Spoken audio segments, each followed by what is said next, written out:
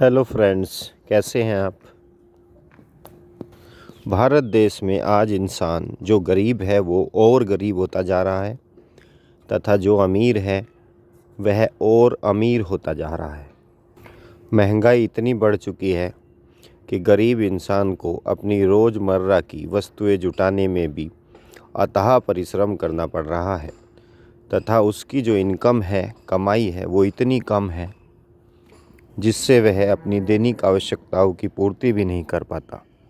तो एक गरीब इंसान अपने बच्चों को क्वालिटी एजुकेशन कैसे दे पाएगा। और यदि गरीब इंसान अपने बच्चों को क्वालिटी एजुकेशन नहीं दे पाएगा तो उसके बच्चे एक संसाधन के रूप में विकसित नहीं होंगे, और यदि वो संसाधन के रूप में विकसित नहीं होंगे तो फिर उसके अमीर बनने के रास्ते कैसे खुलेंगे। अब बात करते हैं एक अमीर इंसान की जिसके पास काफ़ी धन है। वह अपने बच्चों को क्वालिटी एजुकेशन दे देता है। उसके लिए एक से एक बढ़िया स्कूल अवेलेबल है, और एजुकेशन पूर्ण होने के बाद भी यदि उसके बच्चों की कहीं नौकरी या कोई बिजनेस नहीं चलता तो वह अपनी पैसे के दम पर उनके लिए एक बहुत अच्छा रोज़गार उपलब्ध करा ही देता है या उन्हें कोई बिजनेस सेट करके दे देता है। दूसरा, वह अपने पैसे को इन्वेस्ट कर सकता है।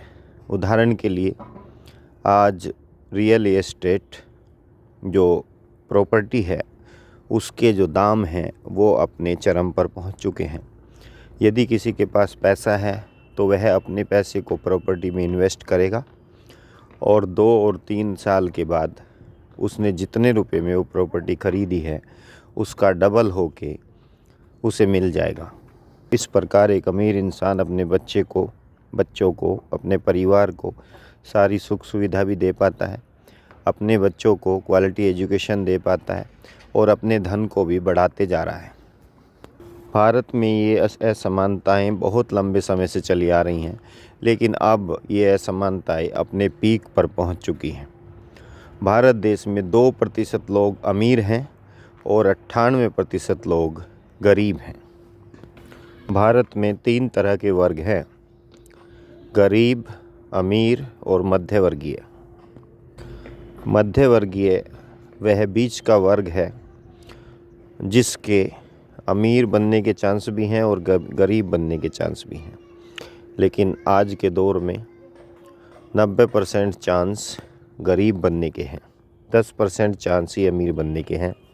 पहले समय में यदि किसी की तनख्वाह 70-80 हज़ार रुपये प्रति माह होती थी तो वह शहर में एक घर लेकर अपने परिवार के साथ एडजस्ट हो जाता था और अपने बच्चों को एक अच्छी शिक्षा दिला देता था, जिससे बाद में वो बच्चे एक अच्छा रोज़गार पाकर अमीरी की तरफ बढ़ जाते थे। लेकिन आज के इस दौर में 1 लाख रुपए प्रति माह पाने वाला इंसान भी अपने बच्चों के लिए शहर में एक आवास नहीं बना सकता, क्योंकि अमीरों ने प्रॉपर्टी में इतना ज़्यादा इन्वेस्ट कर दिया है और इतने ज़्यादा रेट बढ़ा दिए हैं कि मध्यवर्गीय इंसान के लिए प्रॉपर्टी खरीद पाना ही संभव नहीं है।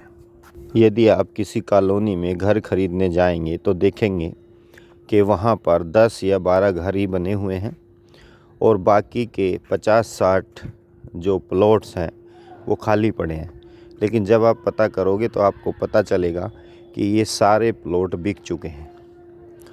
और किसने ख़रीद लिए? उन पूंजीपतियों ने ख़रीद लिए, उन ब्लैक मनी वालों ने ख़रीद लिए, उन धनी लोगों ने ख़रीद लिए जिनके पास पहले से ही कई कई शहरों में अपने आलीशान घर हैं। वो वहाँ पर घर नहीं बनाएंगे, वो केवल उन प्लॉटों को इन्वेस्टमेंट के तौर पर ख़रीदे हुए हैं। जब उनको उन प्लॉटों के अच्छे दाम मिलेंगे तब वो उनको रीसेल कर देंगे।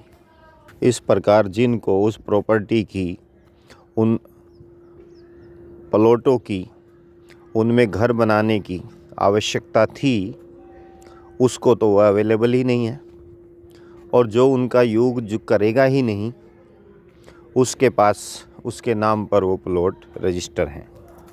और ये वही 2% लोग हैं जो भारत में अमीर हैं, जो सत्ता में हैं, जो देश को चला रहे हैं। अतः यह उम्मीद मत कीजिए कि तस्वीर बदलने वाली है। कोई तस्वीर नहीं बदलेगी। जैसा चल रहा है वैसा ही चलता रहेगा। अमीर अमीर होता रहेगा और गरीब गरीब होता जाएगा।